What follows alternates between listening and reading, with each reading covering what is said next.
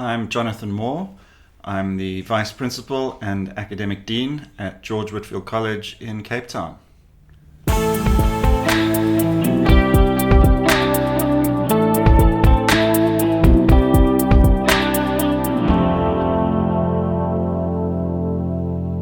Dr. Moore, Jonathan, good to see you. Thanks for being with us today on Exegetically Speaking.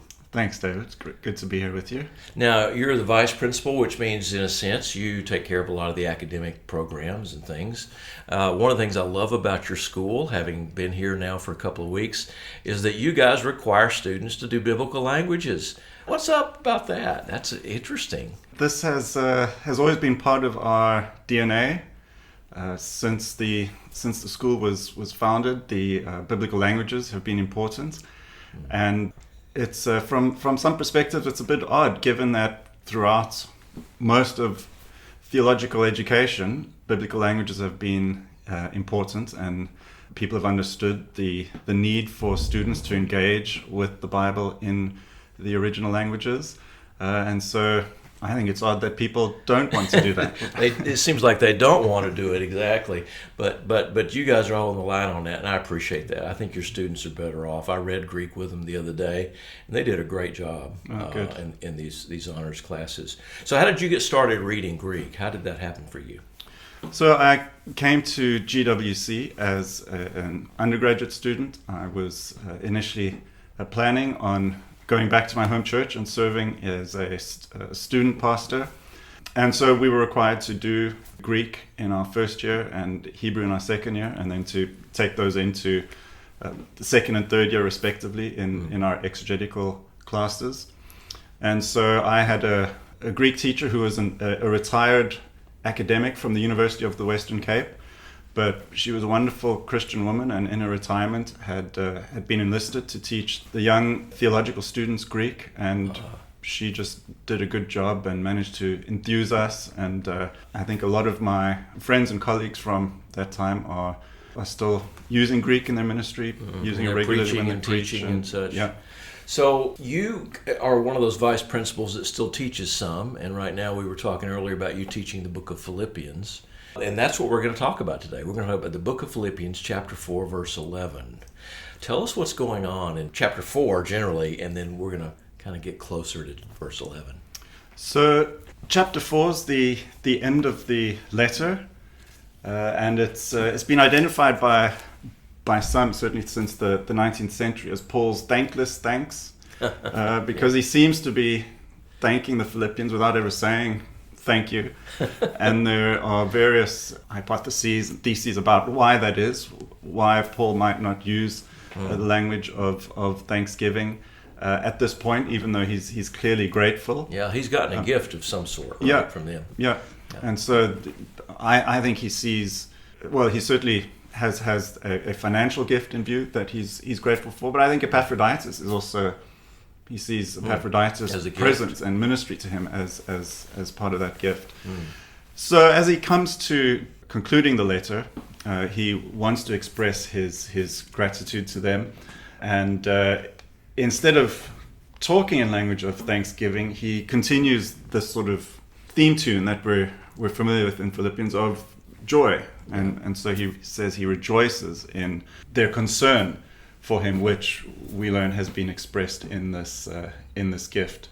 And then he goes on towards the end of the section to remind them that this gift is actually from God, and I think that ties into what's going on here, and that it's God who has provided through them, but still that it is God who has provided for him.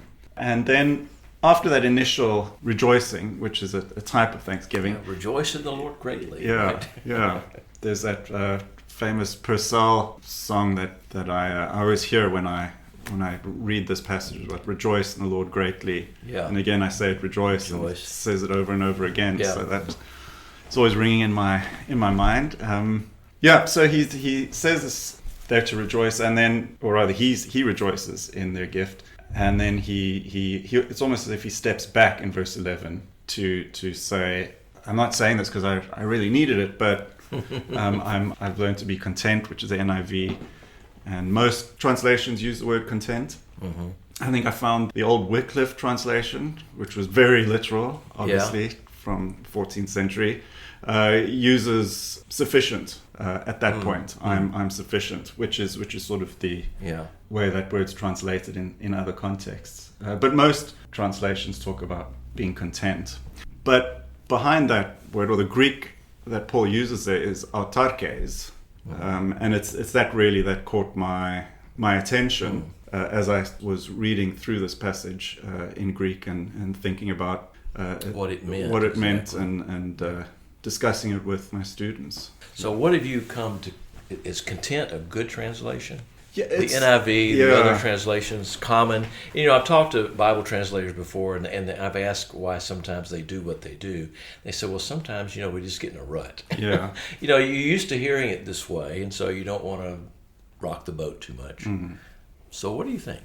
So I don't think it's a bad translation, but I think there's the elements of the, what would we call it, intellectual milieu within which Paul was working that would have resonated with his readers, that the word content and even sufficient doesn't do for us. Okay. So it doesn't create those same resonances. Does that make sense? Yeah, that makes sense. Yeah. For what for Paul would have been contextually important really doesn't come over into our context too easily. So do we need another word there? Do we need add a phrase to it to focus it a little better? Yeah, it's difficult. This is why I'm so pleased that I'm not a Bible translator and that there are people who are gifted for that. So we just get to sit back and critique them. But it's it's such a difficult job because I don't know if there is a single English word that does this sort of work, because it's the autarkes and the autarkeia evokes ideas around discussions of friendship, which is important in Philippians. So this has been an ongoing debate as to what extent that's present here, because Seneca argues, well, a sage should be autarkeia or autarkes. He should have autarkeia, but he still needs friends. He still needs companionship, and that doesn't negate his self-sufficiency. I see. And so there's some that discussion. Term self-sufficiency is a little bit different than I'm sufficient. I have enough. Yeah. In a sense. And so this, I think perhaps sufficient is an attempt to sort of soften what Paul's saying, because it is often, not always, but it does often have that sense of self-sufficiency, of not needing anything from outside of you. But Paul's going to go on and say, but this is because of God. Right. So he's not the sort of stereotypical Hellenistic sage who's able to stand on his own 2 feet and doesn't need anything else.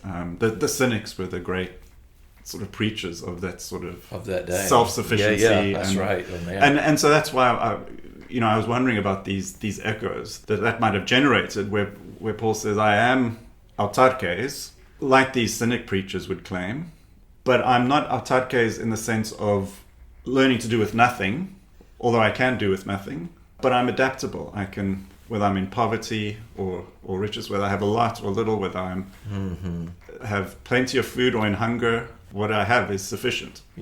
And maybe we could even say self-sufficient, but not really, because of myself, but it's because really of God.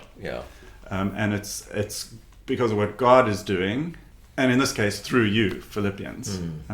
God is at work, and so there's a strange tension. I think there's a tension here where Paul. Let's say you get a phone call one day, and Doug Moo calls you from Wheaton College. He's on the NIV committee. He said, Jonathan, I'm not happy with how we've rendered autarkes here. What would you recommend? Could you give us a word or a phrase? Yeah, I might go with Wycliffe and. Make that sort of stark statement and strong claim that what I have is sufficient, and maybe even I am self-sufficient, but not in the way that people normally think about self-sufficiency. So maybe sufficient is a God's sufficiency, right? It's sufficient, but it's because of God's gift. And he goes on to say that there is one who empowers me. Right? Exactly. And so. Yeah, this is an interesting reading of this text and getting stir the pot a little bit about how biblical theologians and writers think. Jonathan, thanks for being with us today on Exegetically Speaking. Thank you, David. It's been a pleasure and good fun. I enjoyed our conversation. Thank you. If you learned too much today and your head is hurting, there's one sure cure. That is to share this podcast with a friend. We hope you've enjoyed Exegetically Speaking. If you have never visited Wheaton College, I hope you'll make plans to do so. We have a wonderful campus year-around. And if biblical languages are your fancy, check out our MA and BA programs at Wheaton College, wheaton.edu. Look for modern and classical languages. That's the best place to get started. If you have comments, you have questions, you just want to be in touch, please email us at exegetically.speaking@wheaton.edu. Thanks for all those who make this possible. You know who you are. Until next time, thanks for listening.